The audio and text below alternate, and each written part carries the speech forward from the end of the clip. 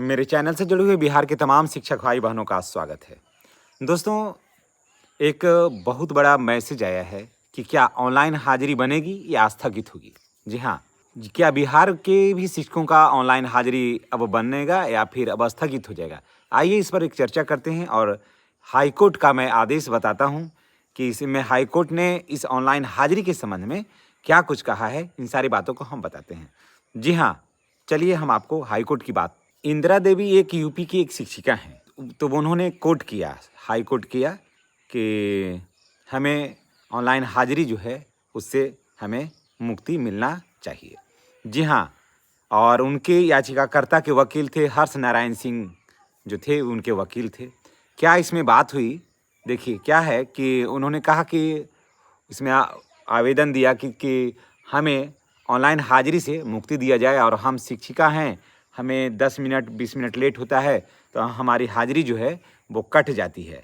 जबकि अन्य विभागों में ऐसा नहीं है। अन्य विभाग में जो कर्मचारी हैं वो 10-20 मिनट लेट भी जाते हैं या आधा घंटा लेट भी जाते हैं तो उनको कोई दिक्कत नहीं होती है। लेकिन वहीं जब अगर हम बिहार में या फिर यूपी में, अभी मामला यूपी का है, कि जाते हैं तो हमारी हाजिरी जो है वो कट जाती है। इसलिए हमें ऐसे मामलों से मुक्ति दिया जाए। देखिए उसमें कोर्ट हुआ तो इसमें देखिए क्या है, इसमें आया है कि इस न्यायालय ने 16/10/2025 को आदेश पारित कर राज्य प्राधिकारियों को निर्देश दिया कि वे एक ऐसी नीति बनाएं जो संस्थान में जो शिक्षक उपस्थित हैं व्यवहारिक रूप से, जैसा कि राज्य सरकार के शैक्षणिक व्यवस्था है में ग्रामीण जो बच्चे भी पढ़ते हैं निःशुल्क, और अनिवार्य बाल शिक्षा अधिनियम जो 2009 के तहत प्रदान की गई है शैक्षणिक गारंटी से वंचित हो जाएंगे, जिसे राज्य सरकार ने 2011 में अपनाया, और अनुच्छेद 21 और 21A में से और 14 से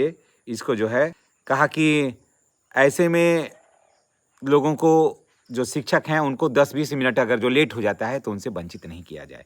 आगे फिर पॉइंट कहता है कि राज्य के विद्वान अस्थायी अधिवक्ता के द्वारा, जो इनके वकील हैं, द्वारा प्रस्तुत किया गया है कि न्यायालय के आदेश के अनुसरण में आज उत्तर प्रदेश सरकार के मुख्य सचिव की अध्यक्षता में जो बैठक चल रही है उसमें आज़ादी के बाद शिक्षकों की उपस्थिति सुनिश्चित करने, जी हाँ गौर करिएगा कि आज़ादी के बाद से ही शिक्षकों की उपस्थिति सुनिश्चित करने के लिए शिक्षण विभाग में जमीनी स्तर पर कोई व्यवस्था नहीं है। अगर सरकार ने शिक्षकों की उपस्थिति के लिए कोई उपाय किया है तो यह विवाद इस न्यायालय तक नहीं पहुँचता। थोड़ा इसको फिर से देख लीजिए कि अगर सरकार ने शिक्षकों की उपस्थिति के लिए कोई उपाय किया होता तो यह विवाद न्यायालय तक नहीं पहुँचता। यानी कि शिक्षकों के उपस्थिति, ऑनलाइन उपस्थिति चाहे कुछ कर लेकर के एक निश्चित एक पैमाना होना चाहिए था।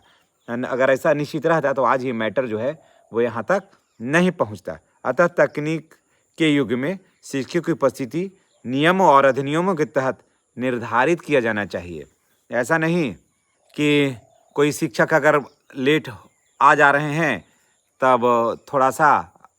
तब उनको हाजिरी कट जाए, ऐसा नहीं है। और उसके बाद फिर आगे कहा गया है कि पोर्टल पर इलेक्ट्रॉनिक गजट द्वारा उपलब्ध कराए गए हस्ताक्षर और उपस्थिति को अपलोड करने के लिए तैयार है।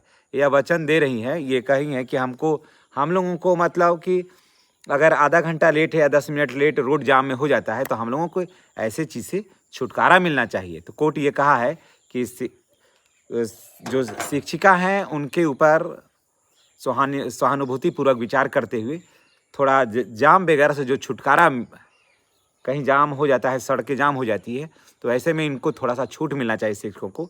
ऐसा नहीं कि एग्जैक्ट 9:30 का 9:30 या 9 का 9, ऐसा संभव नहीं हो पाता है व्यवहारिक दृष्टिकोण में।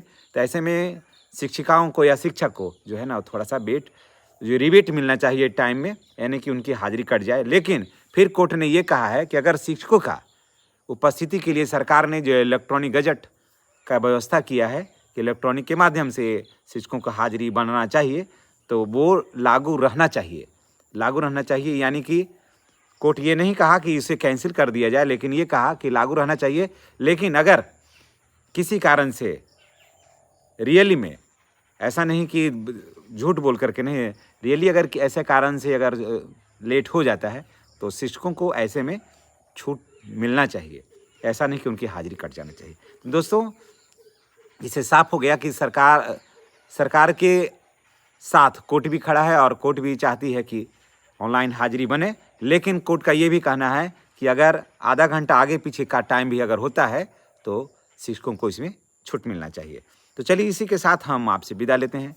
इसी का असर बिहार पर भी पड़ेगा निश्चित रूप से, कारण कि ये भी हाई कोर्ट का मामला है तो बिहार पर भी पड़ेगा। और बिहार में भी अगर 10-20 मिनट आगे पीछे अगर होता है टाइमिंग में तो निश्चित रूप से बिहार के शिक्षकों को भी इस पर लाभ मिल सकता है, अगर कोई इस मैटर को लेकर के अगर कोर्ट जाते हैं तब।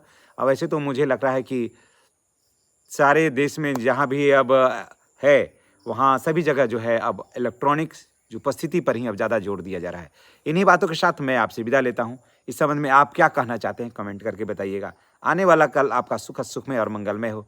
चैनल पर नए हैं तो चैनल को सब्सक्राइब करके बेल आइकन को दबाइए ताकि वीडियो का जो नोटिफिकेशन है वो आपको मिलता रहे। धन्यवाद।